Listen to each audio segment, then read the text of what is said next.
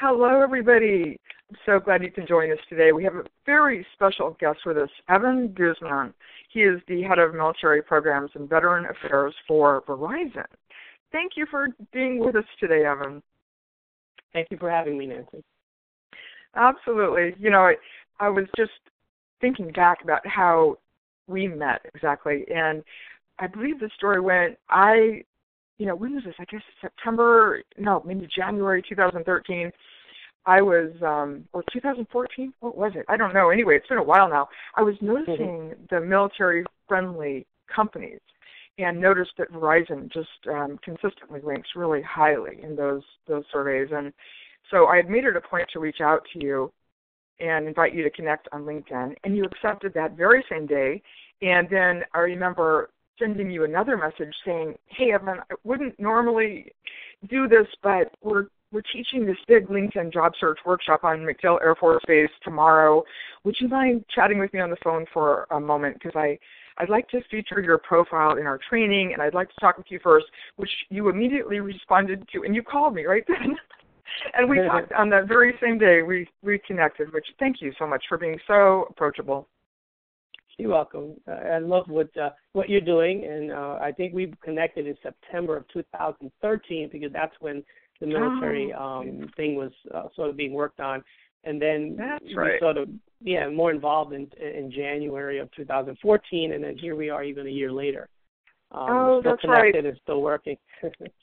I remember what I was thinking of is actually, so we featured your profile in our training on MacDill, and then 4 months later, we invited you to join our Project Transition USA Advisory Board, which you did accept, and it was January 2014. And then the next day, you participated in a conference call with our very first advisory board meeting for Project Transition USA, our new 501c3, and it's just such an honor to have you on our advisory board, Evan. Thanks again. My pleasure.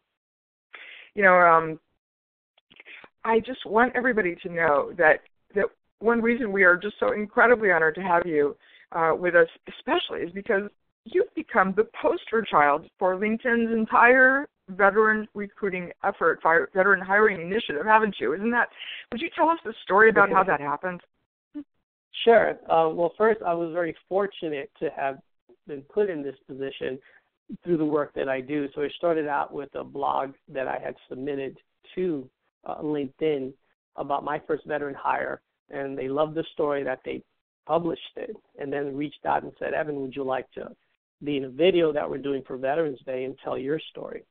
Thought about it and said, absolutely. I said, well, if we can tell a great story to help service members use a platform like LinkedIn, I'm all in. And so the next thing I knew, film crew came to New York City on the worst rainy 2 days of the season of that year. But we were committed to getting this done. And we're very happy with the way it turned out because everyone knows how hard they had to work with the rain and all the umbrellas that were just destroyed over the Brooklyn Bridge. But in the end, this video so people can kind of see it while you're talking. Oh, sure. Keep going.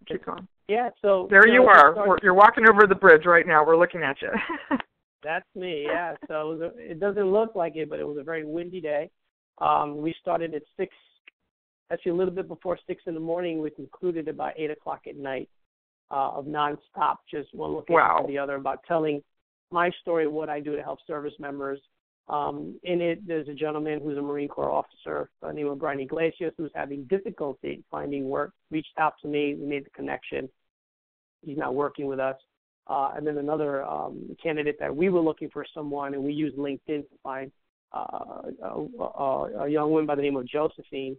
Joseph, who actually was looking for work, and we found her because she was a direct match. So Josephine Francis did a really good job in stepping up and saying, I would love to do this. So, and it doesn't hurt that there's a little subdued Verizon branding in there because, at Verizon, we want to share our story. We want to help businesses and support organizations like Project, Transitions USA because I see the value in it.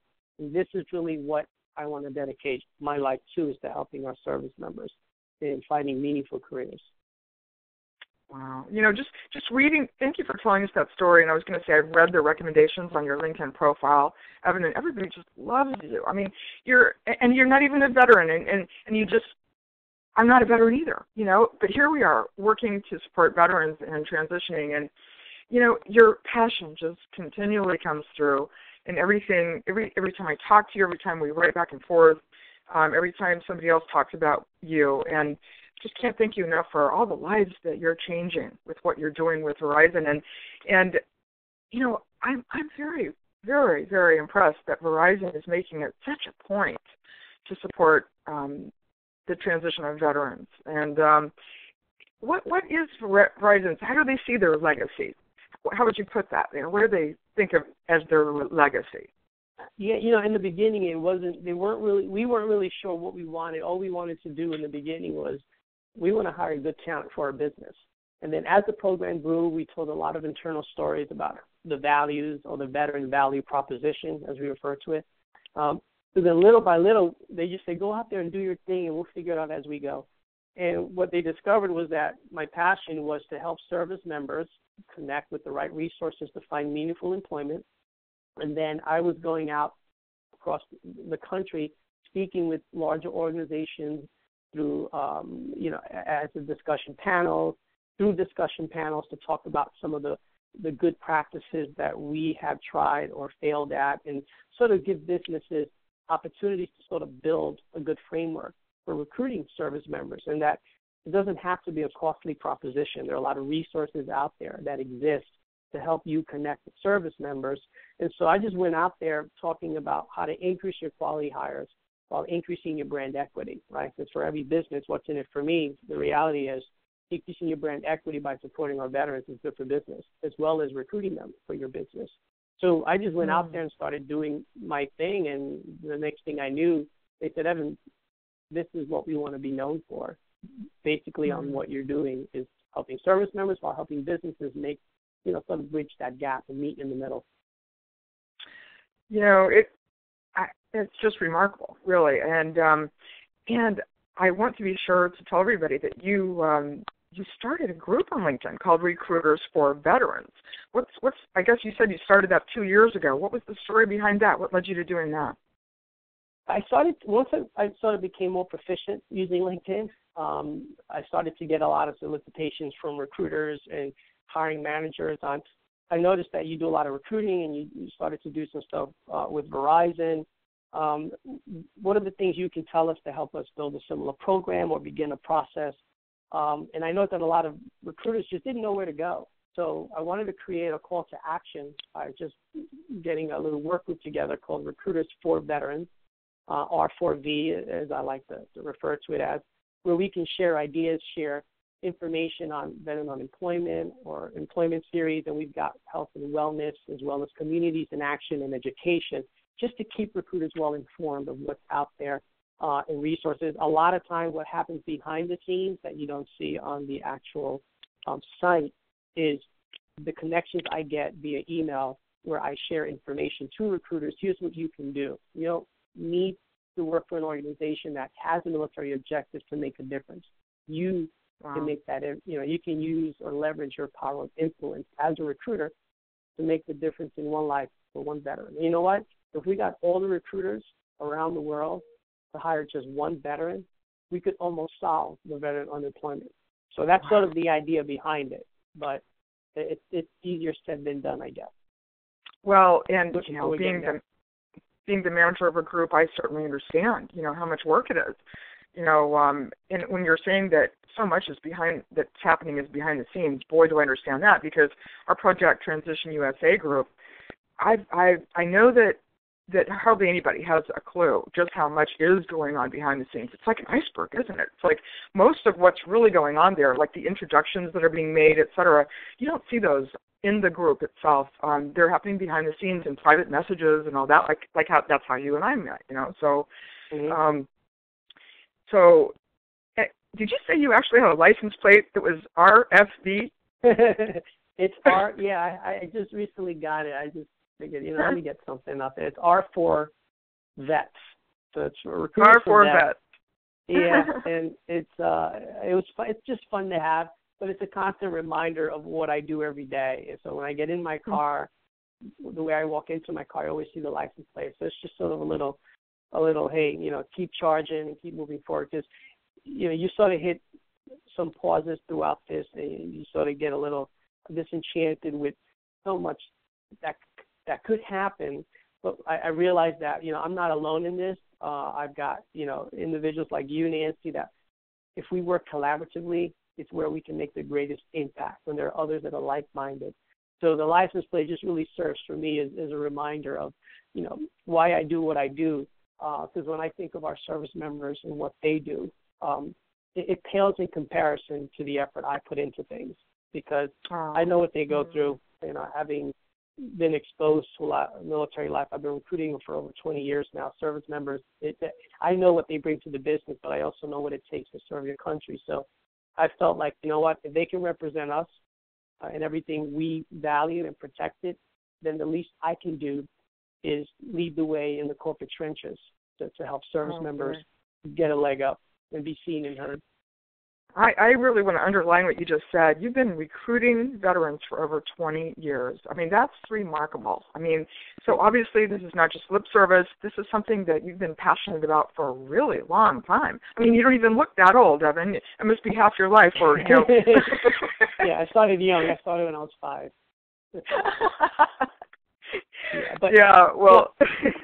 But in reality, as a recruiter, what I discovered is that no one was really tapping into that particular market that I knew had the right skill sets and the right, business acumen and understanding and working in teams and all those good things. And they have such an accelerated learning curve, because that's the environment they come from, that as a recruiter, I made a conscious decision to say I need to invest in this talent pool because I'm a recruiter. It's my job to identify talent for the business that I'm working in. And then later on, as a decade or so went by, there then became this national imperative to help the military find employment, because they just were getting it. They weren't being looked at through the appropriate lenses of value. They were being looked at as issues that perhaps only a few go through, but they were sort of painting that wide brush, post-traumatic stress and all the negativity you could think of is what came out. And so I said, you know what, when you look at the stats, it doesn't support that. So I've been doing this ever since. I've made tremendous and wonderful hires that have led companies to success today, many of them in real strong leadership positions that we still keep in touch today. We even laugh about, some of them actually laughed recently about the video, and they said, oh, my God, you know what, I'm not surprised you're actually on this LinkedIn video at all. You've been doing this for so long. It's about time some people actually know who you are. Oh, really, 20 years. And when you and I were talking offline a few minutes ago, we were trying to remember the exact dates that we joined LinkedIn, and we found out that you joined before I did. And what was it, February 9th, 2006 that you joined LinkedIn? Yeah, I can't believe it's been that long, yeah. And I joined in September that same year, but even then, LinkedIn had been going for 3 years by then. So LinkedIn they've been around, for quite a while now. They have been, that's right. And so, of course, what brings us together today is we both believe in LinkedIn so much as far as an incredibly powerful networking tool for, not just transitioning military veterans, for anybody that's in transition, or even if you're not in transition, right? You have to have, it's who you know, bottom line, right? You got to know people. Yeah, that's right. You do. And I think LinkedIn provides that two-way, it's a two-way street here. I can contact you, we can reach out to you, and where before recruitment was really just based on a job, so everyone was applying to the jobs, LinkedIn provides a way to connect with individuals within a certain company, but it also allows businesses to brand themselves in a way that they never could before. So even the dynamics of recruitment has changed, where it's now all about social media and how you network to get work, or you network to net work. So it's sort of one of those things that if you know how to leverage it effectively, the resume is one thing. Knowing how to use LinkedIn to connect with the right individuals to get your foot in the door, I think employers value that. It's like, okay, he or she applied for the job. That's great. But it's so limiting when you do that. sort of, you can apply to any job you want, but if you can network on LinkedIn, I think you can find almost every company or someone within any company that's out there, especially those that, use LinkedIn as a way to recruit. It's really what Verizon does now to recruit service members. It's a high volume. It's the number one resource we use to identify, select, and target the skills and the talent we're looking for. My team focuses all on the military, though. Wow. Yeah, I know that I got involved with LinkedIn because I was a writer at the time, and one of our other writers on our social networking site, they said, we've all got to be on LinkedIn. This was back in 2006 when it was still really gray and, frankly, not that attractive. And I was like, oh, really? It looks so boring. And they finally they wouldn't stop talking about it, so I finally just created a profile just to appease my fellow writer friend. And I didn't even think about it twice for 2 years, and somebody hired me off of it from overseas, and that blew my mind. And that's the only reason I thought about it twice. There you go. And then so I eventually got more and more excited about it. I was a lot of my friends were saying, hey, look, I'd pay you to help me figure out how to use this thing.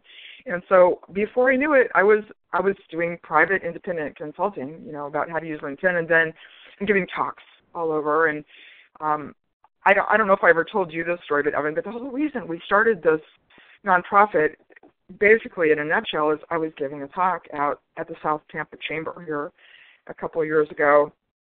And there was a lot of military that attended because MacDill Air Force Base is in South Tampa. And so after my talk, a bunch of them came up to me afterwards and said, oh, my God, where were you 2 years ago? Or where were you a year ago when we got out? Because they just told me it had been way harder than they thought it would be. And they said, this stuff needs to be taught way before people get out. We weren't prepared properly, And I said, hey, I'll help. What I've tried to help people on the base, and they said, we're going to personally take you and introduce you to the powers that be there and see how we can get this taught as part of the transition assistance program or as an addition to that. And that's how this whole thing came about, and we didn't know we were going to end up forming a nonprofit at that point, but we did. And I think that Project Transition USA is now the only 501c3 in the world, that's specializing in teaching transitioning military on military bases how to use LinkedIn. So again, not to be long-winded there, but everybody wants to know, how did this start? And they're like, why are you so interested? Well, that's my story. And yeah, my dad was an Army chaplain, and my first earliest memories are on Army bases, but I had never even thought about helping military with LinkedIn until they asked me to do it. So there you go. And now we're doing it. So the need sort of came out of necessity because they need this help. They needed someone, which is why when we actually connected for the first time, I looked into it. There's a lot of things that people reach out to me for, but this one I said, okay, now this one is unique. This one is definitely could be a game changer because the transitioning officers train on how to do a nice little resume and all that, but it's the LinkedIn video. It says, in the gentleman Brian Iglesias, he says, my biggest gap was I didn't know anyone outside of the military because I have people leaving from Quantico now who have known for the last 20 plus years is the military. So when they're leaving, there's a lot of anxiety. But when we talk about LinkedIn and they sort of quenches their anxiety a little bit because they realize, what, I am good at networking because I had to do that when I was in the military. Except when they go out, they think there's this huge,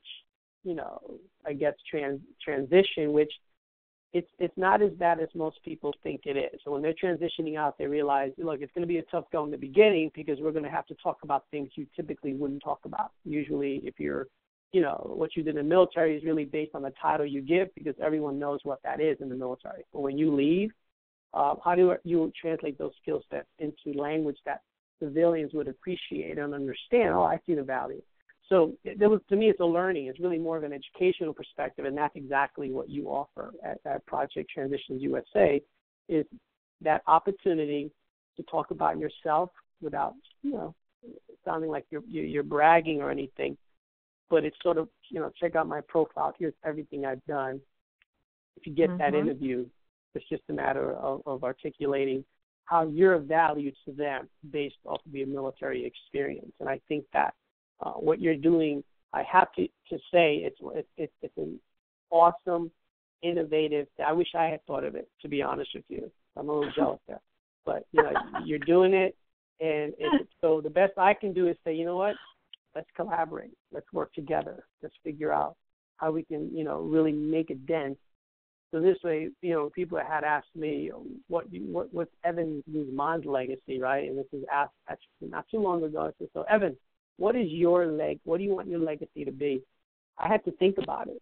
But in the end, I had responded later on via email because I think I probably want it to be that I helped make unemployment a thing of the past for our veterans, that it's almost unheard of, because this is a rich talent pool that is ready to leave the military and not stop serving, but serve their communities, serve the businesses that employ them to a degree where you're just not going to find anyone else like that. If anything, we should be mimicking a lot of what the military teaches in business. Oh, I hear you there. I love everything you're saying. I mean, I just have to thank you again for being with us today. I hope that you will come back and that we will turn this into a series of conversations with Evan Guzman or something like that. But I know you've got to run off to a meeting, and I want to respect your time. Thank you so much for being with us today. Thank you, Nancy. Thanks for having me. I really appreciate it. Absolutely. And we'll talk soon. Thank you, and goodbye for right now. Okay, bye.